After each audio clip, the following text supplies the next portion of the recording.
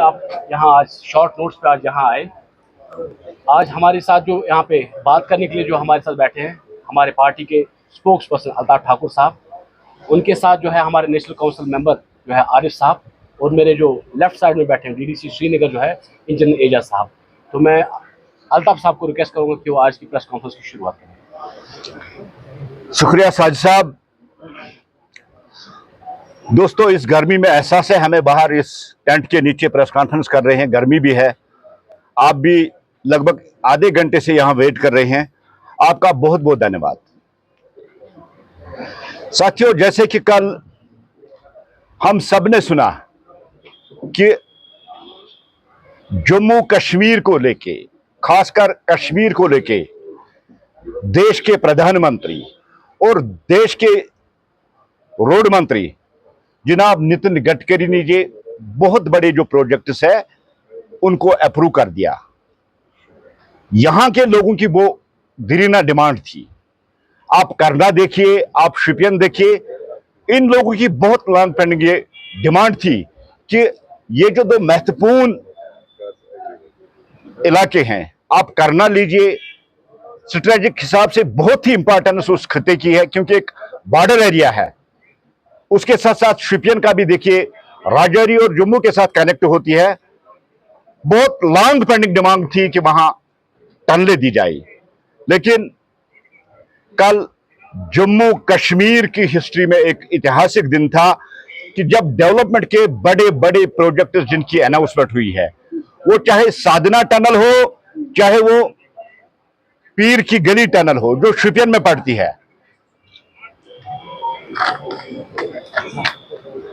10,637 crore approve किए गए हैं इन प्रोजेक्टों के लिए।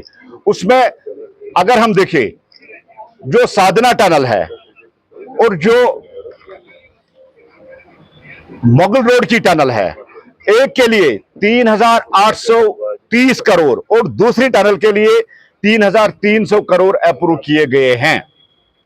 उसके साथ साथ आप देखिए, श्रीनगर में बहुत ज्यादा कंजेशन रहती थी और श्रीनगर का जो ट्रैफिक सिस्टम था, जैमिंग रहती थी, लोगों को मुश्किलात होती थी, खासकर जब हम लाल चौक से पायरमपुरा की तरफ निकलते थे, तो उसके लिए भी एक फ्लाईओवर अप्रूव किया गया है।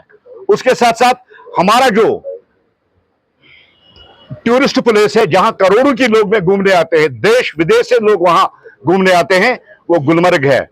वहां नारबल से मागाम तक जो ट्रैफिक कंजेशन रहती है, उसको कम करने के लिए, उसको खत्म करने के लिए वहां भी टनल एक दे दी गई है। शोपियान का जो मशहूर रंबियारा नाला है, उस पर भी 99 करोड़ लागत से एक 4 लेन एक नया पुल तामीर किया जाएगा। और उसके साथ साथ कुपवारा का एक रोड है, उसके लिए 71 करोड़ रुपए जो उसकी अलॉटमेंट की गई है, उसको अप्रूव किया गया है। बेसिकली 2014 के बाद अगर आप देखेंगे, जम्मू कश्मीर की तरक्की, जम्मू कश्मीर का विकास और जम्मू कश्मीर की डेवलपमेंट में नरेंद्र मोदी जी ने जम्मू कश्मीर को 4 चांद लगाया। बड़ी बड़ी टनलें, बड़ी बड़ी सड़कें, AIIMS, government medical colleges, IITs, ITs, एक सनती इनकलाब जम्मू कश्मीर को 2014 के बाद नरेंद्र मोदी जी ने दिलवा दिया। और जम्मू कश्मीर जो 70 साल से इस इंफ्रास्ट्रक्चर से वंचित था, नहीं था, लेकिन नरेंद्र मोदी जी की वो कमिटमेंट कि मुझे जम्मू कश्मीर को एक नया जम्मू कश्मीर और विकसित जम्मू कश्मीर बनाना है, उस पहल को आगे चल लेते हुए उन्होंने इसी साल जोजिला टनल का भी इब्तिदा किया, जो लद्दाख के साथ हमें मिलाती है और स्ट्रेटेजिक हिसाब से बहुत इंपॉर्टेंस वो रखती है। और उतनी ही इंपॉर्टेंस हमारी करना की टनल हो, चाहे हमारी पीर की गली की टनल हो, शोपियान इलाका हो या राजौरी के इलाका, 6-6 महीने ये कट रहता था पूरे कश्मीर से या करना, लेकिन अब इन पे टनलें तामीर हो जाएंगी और ये 24/7 इस पर ट्रैफिक चलेगा। आप नरेंद्र मोदी जी की वो कमिटमेंट देखिए कि जम्मू कश्मीर को विकसित जम्मू कश्मीर, नया जम्मू कश्मीर का रूप जो इन्होंने दे दिया है।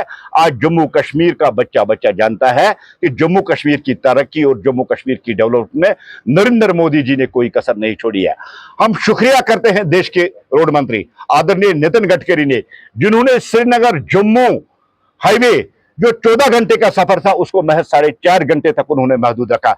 एक बहुत बड़ी अचीवमेंट जो मई के महीने में हुई, जब देश के प्रधानमंत्री कटरा आए और उन्होंने वंदे भारत का वहां जो इनाग्रेशन की है। ये वंदे भारत एक ड्रीम ट्रेन है जो पूरे देश के लोगों को जम्मू कश्मीर के साथ कनेक्ट करेगी और जम्मू कश्मीर में टूरिज्म और इकोनॉमी के लिए, खासकर हार्टिकल्चर सेक्टर हो, एग्रीकल्चर सेक्टर हो, उसके लिए एक इनकलाबी कदम होगा। क्योंकि आप सब जानते हैं कि आजादी के बाद पहली बार 24 टन चेरी माल गाड़ी के जरिए मुंबई तक 2 दिन में पहुंचाया गया और ये फिर कमिटमेंट की गई है कि और मालगाड़ियां चलेंगी जैसे ही एप्पल सीजन आएगा, ताकि जम्मू कश्मीर, खासकर कश्मीर जिसकी रीढ़ की हड्डी हार्टिकल्चर है, जिसकी रीढ़ की हड्डी एग्रीकल्चर है, इस प्रोडक्ट को देश तक पहुंचाया जाएगा। ताकि जम्मू कश्मीर के किसानों, जब सड़क की हालत कभी खराब होती थी, पसिया आती थी या मौसम के मार की वजह से कुछ ऐसे प्रॉब्लम आते थे, तो हमारा माल जो है वो सड़क पे सड़ जाता था। इसका भी उन्होंने सोल्यूशन निकालकर जम्मू कश्मीर की तरक्की को रफ्तार देने के लिए, जम्मू कश्मीर की स्पीड को नए पंख देने के लिए उन्होंने वंदे भारत का जो इनाग्रेशन की। इससे जम्मू कश्मीर के टूरिज्म में बहुत बड़ा इनकलाब है। और सबसे बड़ा वक्त आप देखिए, उसकी टाइमिंग देखिए, ये जम्मू कश्मीर के लोगों, खासकर कश्मीर के लोगों के लिए ईदी थी, ईद का गिफ्ट था। और पहलगाम अटैक के बाद जब पाकिस्तान कश्मीर को पैरालाइज करना चाहता था, कश्मीर की इकोनॉमी को पैरालाइज करना चाहता था, वंदे भारत का चलना, ऑपरेशन सिंदूर की सक्सेसफुल, उसके बाद ऑपरेशन सिंदूर के बाद इसका ट्रेन का चलना, ये एक मैसेज है देश के सारे लोगों के लिए। आइए कश्मीर घूमने आइए, मैंने आपका सफर भी आसान कर दिया, मैंने आपकी किराया भी कम कर दी। और आज आप देखेंगे इतने 26 हमारे शहरी शहीद होने के बाद अब आहिस्ता आहिस्ता टूरिज्म फिर रिवाइज हो रहा। ये अपील थी देश के लोगों के लिए, क्योंकि देश में नरेंद्र मोदी जी की अपील का बहुत ज्यादा असर रहता है और अब आहिस्ता आहिस्ता टूरिज्म भी आगे बढ़ रहा है, बढ़ते जा रहा है। साथियों, जम्मू कश्मीर की तरक्की, जम्मू कश्मीर की डेवलपमेंट, जम्मू कश्मीर का विकास, जम्मू कश्मीर के बच्चों को रोजगार करने के लिए अरबों खरबों रुपए का स्टार्टअप इंडिया के तहत लोन्स देना, इसका भी एक ही यही मकसद था कि जम्मू कश्मीर में जो रोजगारी पिछले 70 साल से बढ़ती जा रही थी, क्योंकि आर्टिकल 370 जम्मू कश्मीर की तरक्की में सबसे बड़ी रुकावट है।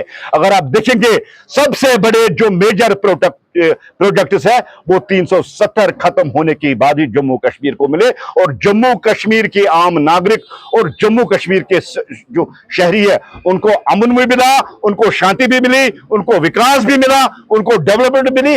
और उनकी जो कमिटमेंट है जम्मू कश्मीर को एक मॉडल स्टेट बनाने की, जम्मू कश्मीर को एक विकसित स्टेट बनाने की, वो भी बहुत जल्द पूरा होगी। आज जल्दी में आपको बुलाया, इसलिए बुलाया गया था कि हम देश के प्रधानमंत्री और देश के रोड मंत्री आदरणीय नितिन गडकरी और आदरणीय नरेंद्र मोदी जी का तहे दिल से शुक्रिया अदा करता है कि करना के लोगों की जो डिमांड थी, जिसके लिए उन्होंने बड़ी स्ट्रगल की, या शोपियां के लोगों की जो बड़ी स्ट्रगल की, उन्होंने वो दोनों टनले अप्रूव करके उन लोगों को तोहफा दिया। लेकिन एक बदकिस्मती की बात है कि कुछ ऐसे वन मैन पार्टीज, जो एक आदमी पर पार्टी मुश्तमिल है, वो ये क्रेडिट लेने की कोशिश कर रहे हैं।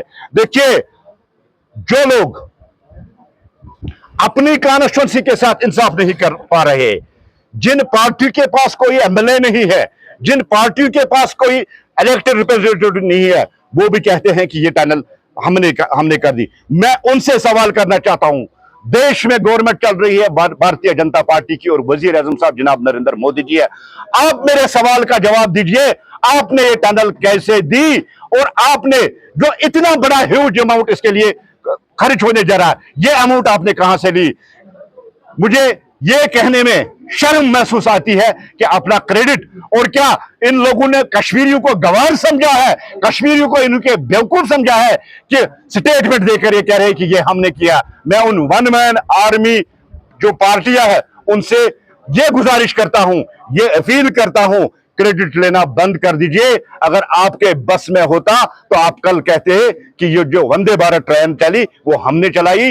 ये सारा क्रेडिट अगर जाता है वो देश के प्रधानमंत्री को जाता है, देश के गृह मंत्री को जाता है, भारतीय जनता पार्टी जम्मू कश्मीर यूनिट को जाता है। मैं आपकी ध्यान में दिलाऊं, हमारे farmer deputy CM doctor Nirmal Singh, हमारे एमएलसी अजय भारती जी, हमारे पूर्व अध्यक्ष रविंदर रैना जी का बहुत बड़ा रोल इन टनलों को अप्रूव कराने में है। भारतीय जनता पार्टी जम्मू कश्मीर यूनिट का बहुत बड़ा रोल इन टनल्स को अप्रूव कराने में है। मैं उन पार्टियों से गुजारिश करूंगा, मेहरबानी करके ये प्रोपेगेंडा बंद कर दीजिए। कश्मीरी जानता है, कश्मीर जानता है ये प्रोजेक्ट किसने दिए, ये प्रोजेक्ट किसने अप्रूव कर दिए, इस प्रोजेक्ट पे जो रुपया आने वाला है वो कौन देने वाला है। वन मैन पार्टी का जो ये क्रेडिट लेने का जो ये सिलसिला चला है, उनसे गुजारिश करता हूं वो बंद कर दीजिए। जम्मू कश्मीर के लोगों को गुमराह करना बंद कर दीजिए।